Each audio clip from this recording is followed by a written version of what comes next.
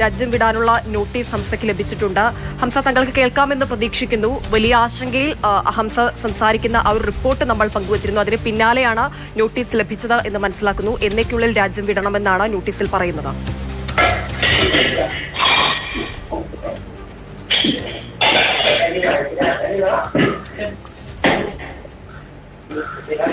ശ്രീ ഹംസ പറഞ്ഞോളൂ. ഓ എന്ത് കേട്ടോ? ചോദിച്ചത് കേട്ടോ? ഓ അത് അവിടുന്ന് പോലീസ് സ്റ്റേഷന് ഫാമ് കൊണ്ടി തന്നല്ലേ? ഹലോ, കേൾക്കാം, അങ്ങ് പറയണം. എന്ത് നോട്ടീസ് കിട്ടിയോ? നോട്ടീസ് കിട്ടിയോ? ഇവിടുന്ന് ന്യൂസുകാർ രാവിലെ വന്ന് ഓല് ഇറങ്ങുമ്പോഴത്തേക്ക് തന്നെ പോലീസ് സ്റ്റേഷനിൽ പോലീസ് കൊണ്ടാന്നു. എന്നിട്ട് എന്താ പറഞ്ഞത്? പറഞ്ഞ ഇത് തന്നെ അതിലിപ്പോ ഫാമിൽ കാണിക്കുന്ന 27-ാം തീയതി നാളെ നാട് വിടണം, ഇല്ലെങ്കിൽ നിയമപ്രകാരമുള്ള ഇത് നടപടിയെടുക്കും എല്ലാം കാണിക്കുന്നു. അങ്ങേക്ക് പാകിസ്ഥാൻ പൗരത്വമാണോ ഉള്ളത്? ആയിരിക്കും. അങ്ങേക്ക് പാകിസ്ഥാന്റെ പൗരത്വമാണോ ഉള്ളത്? പാകിസ്ഥാന്റെ ഇവിടുത്തെ ഇത് കിട്ടിയിട്ടില്ലല്ലോ, പേപ്പർ കിട്ടിയിട്ടില്ല ഇവിടുത്തെ. അതിനുവേണ്ടി ദീർഘകാല നാളായി ശ്രമിക്കുകയാണല്ലേ? ദീർഘകാലം ശ്രമിക്കുകയാണ്. 10 കൊല്ലായില്ലേ ഇവിടെ നിന്ന് പോരുന്ന്. 10 കൊല്ലം കഴിഞ്ഞില്ലേ അങ്ങ് പാകിസ്ഥാനിലേക്ക് പോയത് എന്നാണ്? 1965-ലാണോ? അവിടുത്തെ കാര്യങ്ങളൊന്ന് പറയാമോ? അവിടെയുള്ള ബന്ധം എന്താണ്? എന്തുകൊണ്ടാണ് ഇവിടുത്തെ പൗരത്വം, ഇന്ത്യൻ പൗരത്വം കിട്ടാത്തത് എന്ന കാര്യത്തിൽ നിങ്ങൾക്ക് ആ കാര്യങ്ങളൊന്ന് വിശദീകരിക്കാമോ?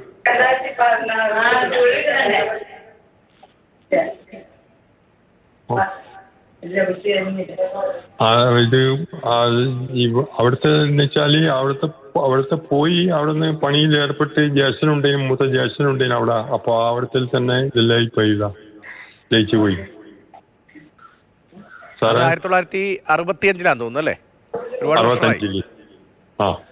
അപ്പൊ എത്ര കാലം അവിടെ ഉണ്ടായിരുന്നു പാകിസ്ഥാനിൽ എവിടെയായിരുന്നു? പാകിസ്ഥാനിൽ കറാച്ചിയിൽ. അവിടെ എന്തായിരുന്നു ബിസിനസ്? എന്തുകൊണ്ടാണ് അത്രയും കാലം അവിടെ നിൽക്കേണ്ടി വന്നത്? നിൽക്കേണ്ടി വന്നെന്ന് വെച്ചാൽ ജ്യേഷ്ഠന്റെ ചായപ്പൊടി ഉണ്ടായിരുന്നു. അപ്പൊ അവിടുന്ന് ഇങ്ങനെ അങ്ങനെ തുടർന്ന് പോയി. പിന്നെ അതിൽ തന്നെ അങ്ങ് ലയിച്ചു പോയി. അപ്പോൾ അതിൽ തന്നെ നിൽക്കുകയും അവിടുന്ന് ബരിയും പൂയി ആയിട്ട് അങ്ങ് കളിച്ചു. അപ്പോൾ അവിടെ തന്നെ ആയിപ്പോയി. പിന്നെ ഇവിടെ വെറും അങ്ങ് പോവും. ചില സമയത്ത് കേരളത്തിലേക്കുള്ള വീത കിട്ടും, ചില സമയത്ത് കിട്ടൂല. അപ്പം മൈസൂരിലേക്കുള്ള വീതയിൽ വന്ന് അങ്ങനെ നാട്ടിലേക്ക് വരും. അങ്ങനെ എല്ലാതിനും അന്ന് പരിപാടി. ഇങ്ങനെ കാലങ്ങൾ ഇങ്ങനെ കഴിച്ചു. അപ്പൊ ഇപ്പൊ അസുഖം ബാധിച്ച് അപ്പം ജ്യേഷ്ഠനംഗം അവിടുന്ന് മരിക്കുകയും ചെയ്ത് അവിടുന്ന് മരിച്ചു പോയി. പിന്നെ ഇതെല്ലാണ്ട് കണ്ടപ്പം നാട്ടിലേക്കുള്ള വീതി എടുത്ത് നാട്ടിലേക്ക് വന്ന് അപ്പൊ നാട്ടിൽ സ്ഥിരത്തിന് കൊടുത്തതാണ്. പിന്നെ ഹൈക്കോടതിയിലെ പേപ്പറും ഇതെല്ലാം കിട്ടി. അതല്ലാതെ വേറെ ഒരു ഇതും എനിക്ക് പിന്നെ അന്ന് കിട്ടിയിട്ടില്ല. അല്ലെങ്കിൽ പാകിസ്ഥാൻ വിസ എടുക്കേണ്ടി വന്ന സാഹചര്യം എന്താണ് ഇപ്പോൾ? പാകിസ്ഥാൻ പൗരത്വം എടുക്കേണ്ടി വന്ന സാഹചര്യം എന്താണ്? അവിടെ പൗരത്വം എടുത്തതാണ്. 65-ൽ സാധാരണ പ്രവാസികളെ നമ്മൾ പല രാജ്യങ്ങളിലേക്ക് നമ്മുടെ ആളുകൾ പോകാറുണ്ട്, അവിടെ ദീർഘകാലം ജോലി ചെയ്യാറുണ്ട്, അതിനുശേഷം നമ്മുടെ നാട്ടിൽ തിരികെ വരാറുമുണ്ട്. അങ്ങ് അവിടുത്തെ പൗരനായി മാറിയത് എങ്ങനെയാണ്? അത് അവിടുത്തെ പാസ്പോർട്ട് എടുത്ത് അവിടുത്തെ പാസ്പോർട്ടിൽ നാട്ടിൽ വന്ന് അത് തന്നെ, വേറൊന്നുമില്ല. അപ്പോൾ ഇവിടെ നിന്ന് പോയത് എങ്ങനെയാണ്? ഇവിടെ നിന്ന് പാകിസ്ഥാനിലേക്ക് പോയപ്പോൾ പോയത് ഏജന്റിന്റെ ഇതിൽ പോയതേനു, ഏജന്റിനെ സമീപിച്ചേനു. അന്ന് വിമാനമാർഗമായിരുന്നില്ലേ? പാസ്പോർട്ട് ഉണ്ടായിരുന്നില്ലേ? ഇല്ല, വിമാനമാർഗമൊന്നുമില്ല. റെയിൽ വണ്ടിയിൽ പോയതേനു. കൽക്കത്തയിൽ നിന്ന് വണ്ടിയിൽ പോയിട്ട് ചട്ടിക്കാമല് ഇറങ്ങിയതേനു. ചട്ടിക്കാമ വന്ന് അന്ന് ഈസ്റ്റും വെസ്റ്റും പാകിസ്ഥാനല്ലോ. അത് 72-ൽ യുദ്ധം പൊട്ടിയതിന് ശേഷമല്ലേ ബംഗ്ലാദേശ് ആയത്. അതെ, അങ്ങനെയാണ് സംഭവം എല്ലാം നടന്നത് ആദ്യം. പിന്നെ ശരിക്കും ബനിയും പൂയും എല്ലാം ആയി 75-ന് ശേഷം പിന്നെ ആദ്യമായിട്ട് ഞാൻ വരുന്നത് മറ്റേ ഈ റെഡ് ക്രോസുകാരുടെ വീതിയിലാണ് വരുന്നത്. റെഡ് ക്രോസുകാർ യുദ്ധം 72-ൽ യുദ്ധം പൊട്ടിയതിന് ശേഷം കുറച്ച് നാളത്തേക്ക് അങ്ങോട്ടും ഇങ്ങോട്ടുള്ള സർവീസ് ബന്ധമില്ലല്ലോ. ഇന്ത്യയും പാകിസ്ഥാനും 71 യുദ്ധം 71-72 യുദ്ധമാണ്. 71 71 ഈ കിഴക്കൻ പാകിസ്ഥാനിലായിരുന്നോ പടിഞ്ഞാറൻ പാകിസ്ഥാനിലായിരുന്നോ ആദ്യം പോയത്? കറാച്ചിയിൽ രണ്ടാമത് പോയതാണോ? അല്ല, കറാച്ചിയിലാണ് ഫസ്റ്റ് തന്നെ പോയത്. കറാച്ചി തന്നെ, വേറെ എവിടെ ഇല്ല. കിഴക്കൻ പാകിസ്ഥാനായിട്ട് ബന്ധമില്ല. അതിങ്ങനെ പോയതും വന്നതെന്ന് മാത്രമേ ഉള്ളൂ. ഉണ്ടായിരുന്നതും നമ്മൾ ഏറ്റവും ജ്യേഷ്ഠനുള്ളതും പണിയും പ്രവൃത്തി എല്ലാം കറാച്ചിയിൽ തന്നെ. കറാച്ചിയിൽ നിന്ന് നാട്ടിലെത്തിയിട്ട് കേരളത്തിലെത്തിയിട്ട് എത്ര നാളായി? എന്ന് തൊട്ട് ഇന്ത്യൻ പൗരത്വം വേണമെന്ന ആവശ്യവുമായി അലയുന്നുണ്ട്? ആ അപ്പോ 2007 അത് സംഭവം. കേരളത്തിൽ ഇന്ത്യൻ പൗരത്വത്തിന് വേണ്ടിയിട്ട് ഇത് കൊടുത്തത്. വക്കീലായിട്ട് ബന്ധപ്പെട്ട് വക്കീലിനെ അതെല്ലാം ശരിയാക്കി അയച്ചത്. അതിലാണ് മറ്റേ ഹൈക്കോടതി പേപ്പർ കിട്ടിയത്. മൂപ്പര ഒന്നും ചെയ്യരുത്, ഇറങ്ങാറാക്കരുത്, മുന്നോട്ട് അങ്ങനെ ഇങ്ങനെ എന്നെല്ലാം പറഞ്ഞിട്ടുള്ളത്. ആ പേപ്പറാണ് എൻ്റെ ഉള്ളത്, വേറെ ഒന്നുമില്ല. ആ പേപ്പറിന്റെ മുകളിലാണ് ഞാൻ ഇതുവരെക്കും ഇവിടെ നിന്ന് വന്നത്.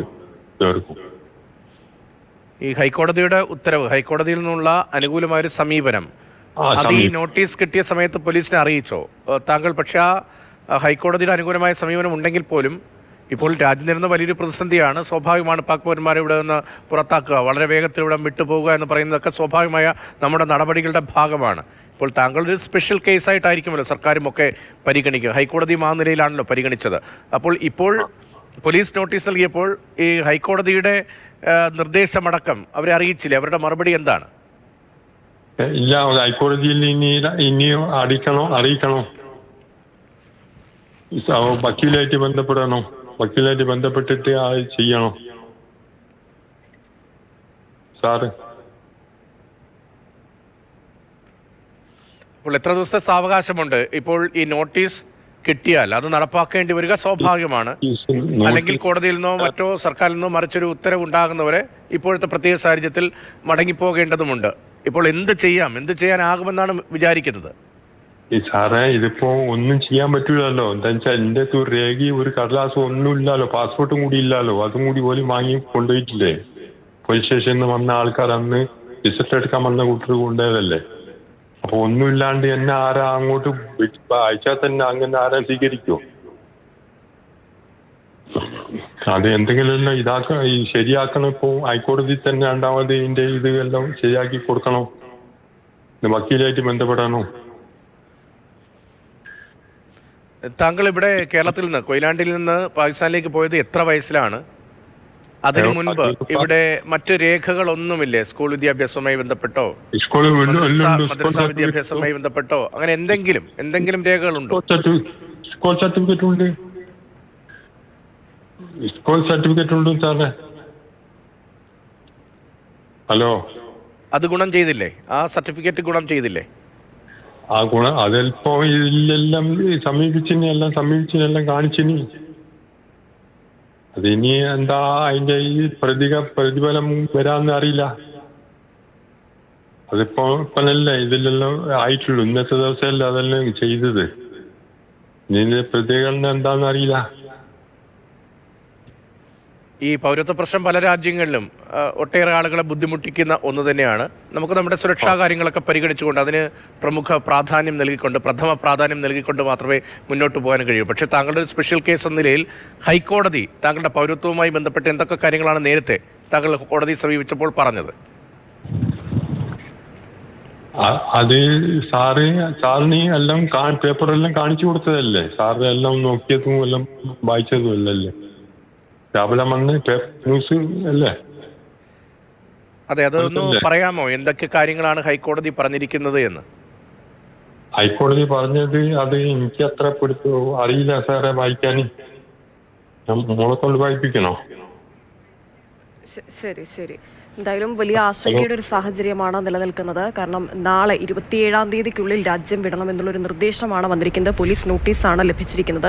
അപ്പോൾ നമ്മുടെ സ്വാഭാവികമായൊരു നടപടിക്രമങ്ങളുടെ ഭാഗമാണ് പാക് പൗരന്മാരെ ഇപ്പോഴത്തെ ഒരു പ്രത്യേക സാഹചര്യത്തിൽ സ്വാഭാവികമായ കർശന നടപടികളുടെ ഭാഗമാണ് പാക് പൗരന്മാരെ രാജ്യം വിടണമെന്നുള്ള നിർദ്ദേശം. അത് കേരളത്തിൽ മാത്രമല്ല, രാജ്യത്തിന്റെ ഏത് ഭാഗത്ത് പാക് പൗരന്മാരുണ്ടെങ്കിലും അവർക്ക് അന്ത്യശാസനം നൽകിയിരിക്കുകയാണ്.